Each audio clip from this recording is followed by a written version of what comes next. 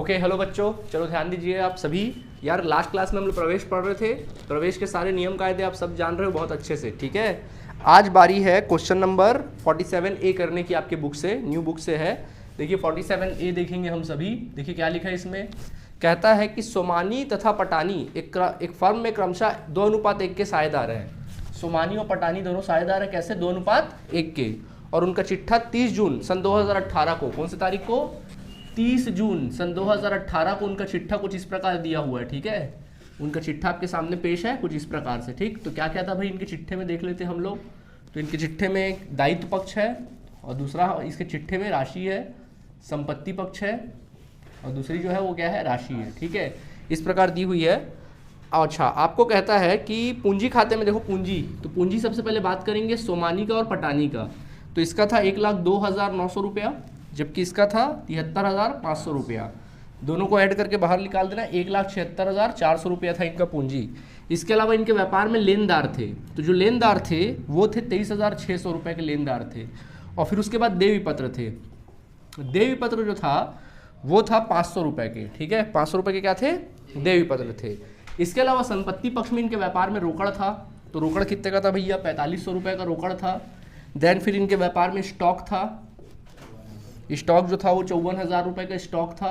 फिर उसके बाद इनके व्यापार में देनदार थे। देनदार जो थे वो कुछ 36,000 रुपये के देनदार थे। देन फिर इनके व्यापार में फर्नीचर था 6,000 का फर्नीचर था। एंड देन मशीनरी था। तो मशीनरी कितने का था? 1 लाख रुपए का मशीनरी था। इस प्रकार व्यापार का चिट्ठा क्या हो गया था? क्लोज हो गया था। अब देखिए क्या बोल रहा है, देखो एंडिंग डेट क्या दिया? 30 जून 2018। मतलब इनका साल शुरुआत हुआ होगा 1 जुलाई 2017 से। मतलब साझेदार को आना चाहिए तो 1 जुलाई को आना चाहिए, ठीक है। देखते क्या लिखा है। 1 जुलाई सन 2018 को, देख लो भैया, साल के शुरुआत में। कई लोग ना 1 जनवरी वाला भी मानते हैं, कई लोग 1 अप्रैल वाला भी मानते हैं और कई लोग 1 जुलाई वाला भी मानते हैं, ठीक है, ध्यान रखना। ओके, अब देखो क्या लिखा है। उन्होंने मुदानी को साझेदारी में प्रवेश लेना निश्चित किया। उन्होंने मुदानी को साझेदार में प्रवेश दिया और 1/5 भाग के लिए प्रवेश दिया। कितने के लिए? 1/5 भाग के लिए। ख्याति का मूल्यांकन, अब देखो क्या बोल रहा है कंडीशन में, देखो क्या लिखा है अलग से इन्फॉर्मेशन में। ख्याति का मूल्यांकन गत 3 वर्षों के लाभों के औसत के द्विवार्षिक क्रय पर किया जाए। मतलब ख्याति का मूल्यांकन करने बोल रहा है, आपको बोल रहा है ख्याति का मूल्यांकन करो औसत लाभ के आधार पे। कितने वर्षों के? 3 वर्षों के औसत लाभ के आधार पर, उसके 2 वर्षों के क्रय के आधार पर। द्विवार्षिक मतलब 2 वर्ष। 2 वर्षों के क्रय के आधार पर आप ख्याति का क्या कर दीजिए? मूल्यांकन कर दीजिए। फिर कहता है मुदानी को उसके ख्याति का भाग नगद लाना है। वो तो लाएगा ही भाई, बोलने की क्या जरूरत है, ठीक है। और जो कि व्यापार में रखा जाएगा, मतलब साझेदार लोग उसको आहरण नहीं करेंगे, ठीक है। उसके लाभ हानि की व्यवस्था अनुपात में, पूंजी में अनुपात में लाना है। ओके, उसके लाभ हानि की जो व्यवस्था, लाभ विभाजन की व्यवस्था अनुपात पूंजी लाना है। ओके, मतलब बोल रहा है कि उसका जो लाभ हानि अनुपात में क्या लाना है, जो मुदानी पूंजी लाएगा लाभ हानि अनुपात में लाएगा। लाभ हानि अनुपात में पूंजी लाएगा। देखो वो जो मुदानी पूंजी लाएगा वो अपने लाभ हानि अनुपात में लाएगा। इसका मतलब ये हुआ कि नए साझेदार का पूंजी नहीं दिया है। तो आपको सिखाया गया था कि जब नए साझेदार का पूंजी ना दिया जाए तो कौन से आधार पर पूंजी निकालते हो? पुराने साझेदारों के पूंजी के आधार पर निकालते हो। मानते हो ना आप लोग इस बात को? चलिए ठीक है।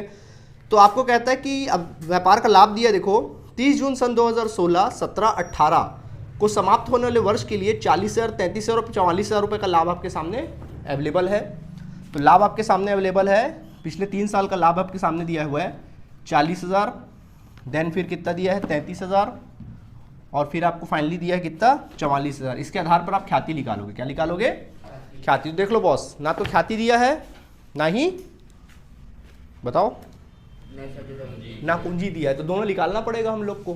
क्या बोलते हो, निकाले? तो एक काम करते, ख्याति की गणना कर ले पहले कि बाद में करोगे। अच्छा, बोला क्या इसमें? उपयुक्त प्रबंध को प्रभावित करने वाले पंजी प्रविष्टियां कीजिए और नई फर्म का चिट्ठा बनाइए। पंजी प्रविष्टि करो, नई फर्म का क्या बनाओ? चिट्ठा। तो जैसा बुक में बोला वैसा करे कि खाता बनाए? जैसा बुक में बोला वैसे ही बनाए।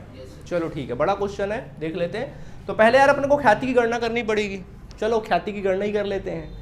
यार मैं समझता हूँ पंजी प्रविष्टि तुम लोग को लास्ट में हिंट कर दूंगा, तुम लोग खुद बना ले रहे हैं, क्योंकि बिना खाते बनाए पंजी प्रविष्टि पॉसिबल नहीं है। तो जो हम लोग बनाते हैं ना वही बनाएंगे। क्या क्या खाता बनाते हैं? साझेदारों का पूंजी खाता, पुनर्मूल्यांकन खाता और चिट्ठा बनाते हैं। तो वो हम लोग बनाते मैं पंजी प्रविष्टि तुम लोग को हिंट कर दूंगा, वैसा बना लेना, ठीक है। चलो देखो लास्ट में हिंट कर दूंगा, वैसे ही बनाना पंजी प्रविष्टि। खैर क्या निकालना है, ख्याति गणना करें तो अलग से लिखेंगे, वर्किंग नोट में लिखना फर्म की ख्याति की गणना, फर्म की ख्याति की गणना। तो पूरे फर्म की ख्याति की गणना कर लेते। चलो कैसे निकालने बोला फर्म की ख्याति का, बोला है कि 3 वर्षों का औसत लाभ निकाल दो बोला है, और उसका कितना द्विवार्षिक क्रय के आधार पर, द्विवार्षिक मतलब 2 वर्षों के क्रय के आधार पर ख्याति निकालिए। तो चलो बच्चों लोग औसत लाभ निकालते हैं। तो चलो औसत लाभ निकालो, कितना औसत लाभ है भाई, देखो लाभ कितना कौन कौन सा दिया है, 40,000 प्लस 33,000 प्लस 44,000 डिवाइडेड बाय 3। चलो सबको प्लस करके 1,60,000 आ रहा है, 7,000, 1,60,000 आ रहा है, उसको डिवाइड करो 3 से, पॉइंट में आ रहा है यार, वही तो लोचा है। निकालो जल्दी, कैलकुलेट करो। टोटल कितना आया भाई इसका, 1,17,000 आया, डिवाइड करो 3 से कितना आएगा बोलो, 39,000 आया। ये तुम्हारा औसत लाभ आ गया, इसलिए ख्याति बराबर कितना आएगा बॉस, 39,000 इंटू 2 कर देंगे, कितना आएगा ख्याति का वैल्यू, मल्टीप्लाई करो 78,000, 78,000 ख्याति आ गया तुम्हारा कितना, 78,000 आ गया। पूरे फर्म की ख्याति है 78,000। हमको मतलब किसकी ख्याति से है, एम की ख्याति से। तो अपन लिखेंगे इसलिए एम की ख्याति बराबर, एम की ख्याति बराबर 78,000 में एम का कितना भाग के लिए बना, 7,500। चलो 1/5 भाग निकालो, कितना आएगा बताओ, कैलकुलेट करो जल्दी से।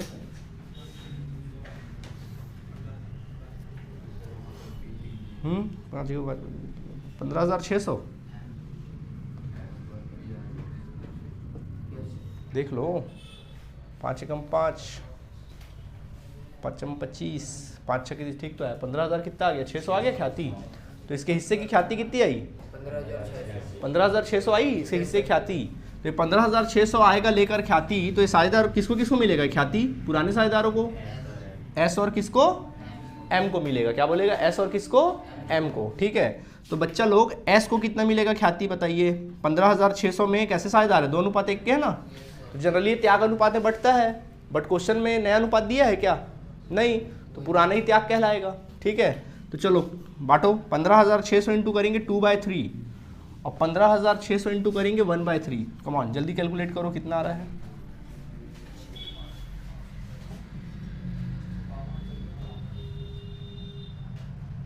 $10,400 और ये कितना आया 5,200। समझ में आ गया सब लोगों को, 10,400 और कितना आ गया 5,200 रुपये आ गया, समझ में आ गया फिलहाल। चलिए यहाँ तक नोट करिए, फिर बात करते आगे। इसको सुधार लेना, सोमानी और पटानी भी ये, चलो लिखो जल्दी से, कम ऑन।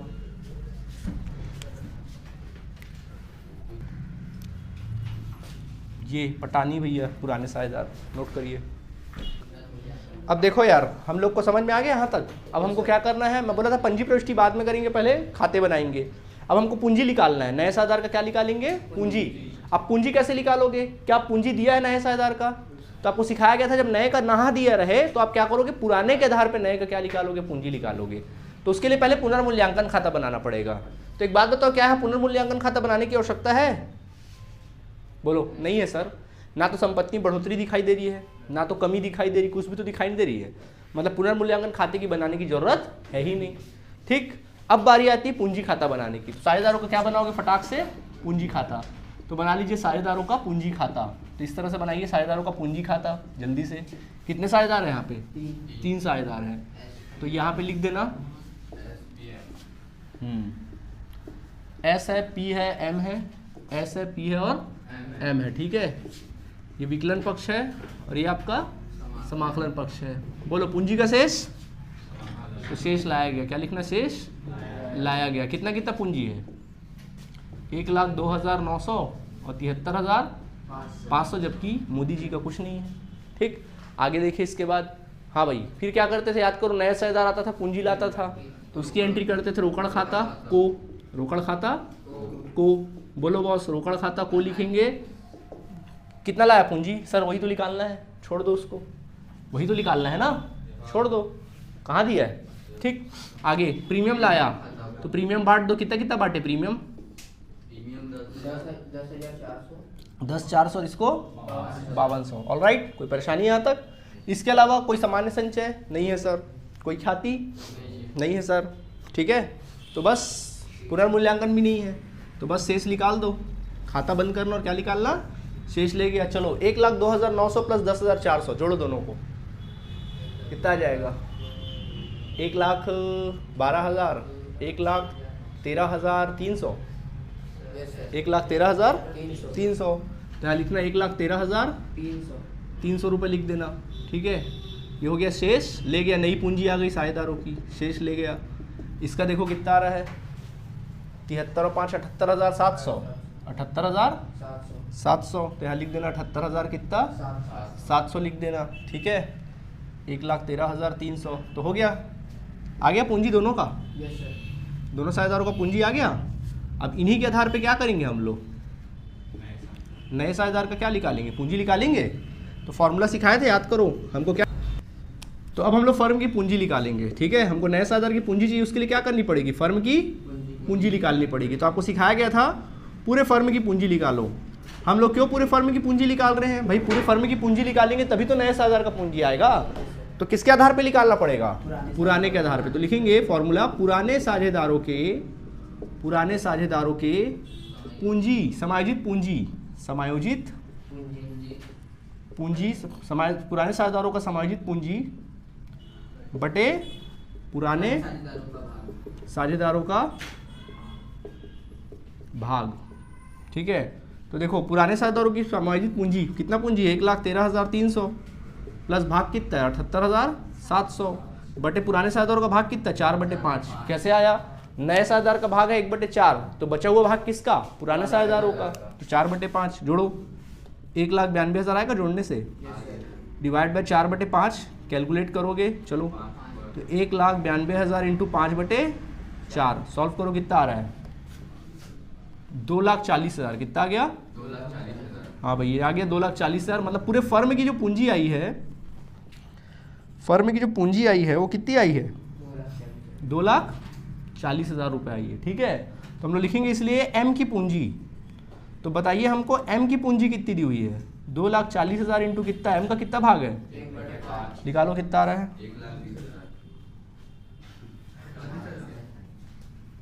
48,000 आएगा।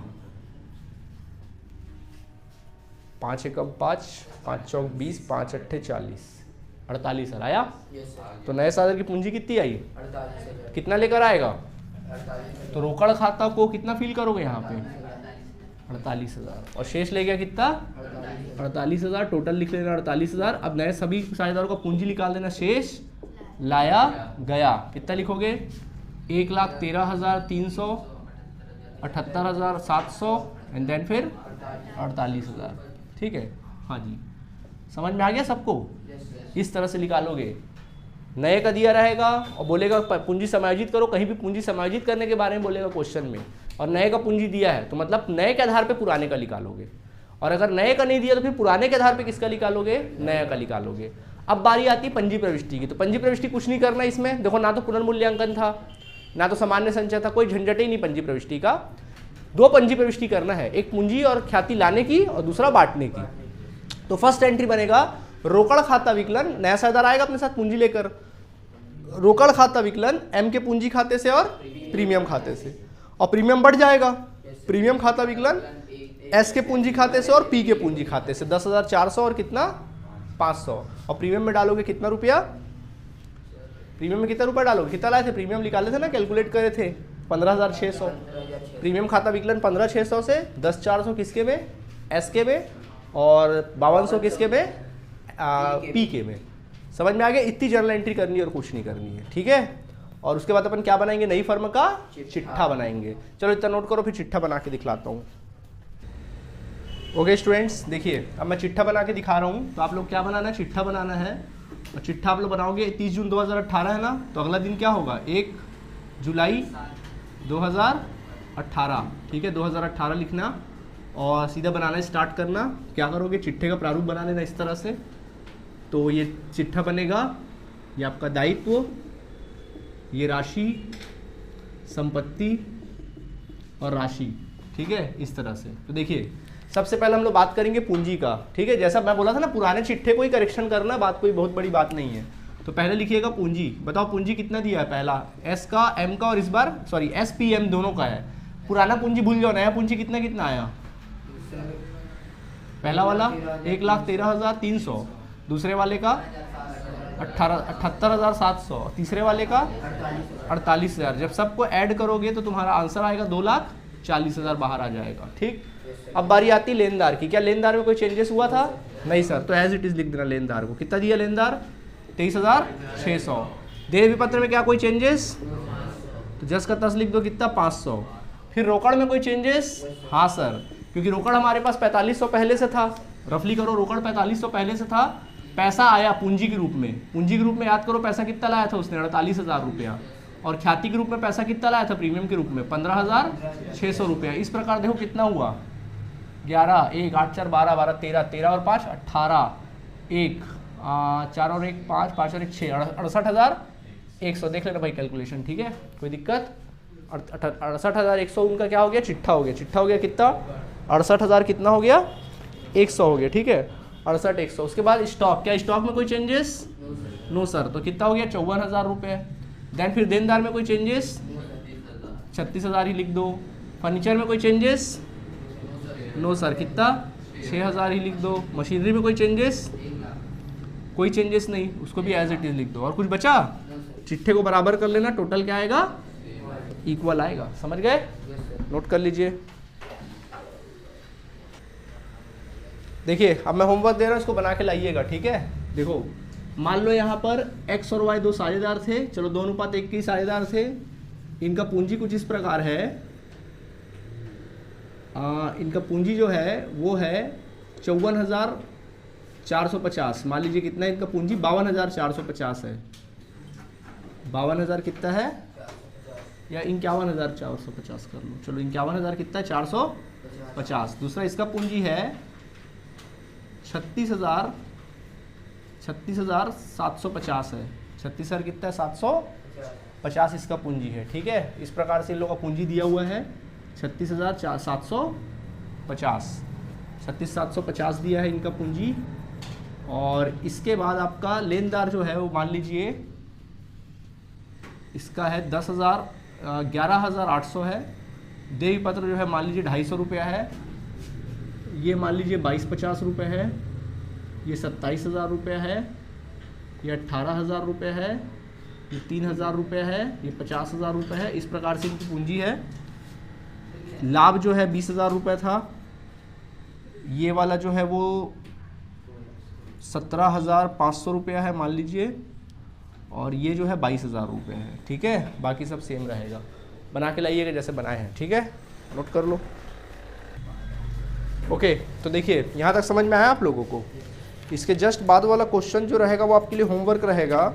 देखिए एक भागीता का दिया होगा, एक देखो, एक भागीता के द्वारा भाग अजय विजय वाला क्वेश्चन दिखाई दे रहा है। IMP लगाना, ये होमवर्क रहेगा, हम चेक करेंगे कल। ठीक है, ट्राई करिएगा, नहीं बनेगा तो हम बैठे हैं फिर। ठीक है, चलिए, थैंक यू।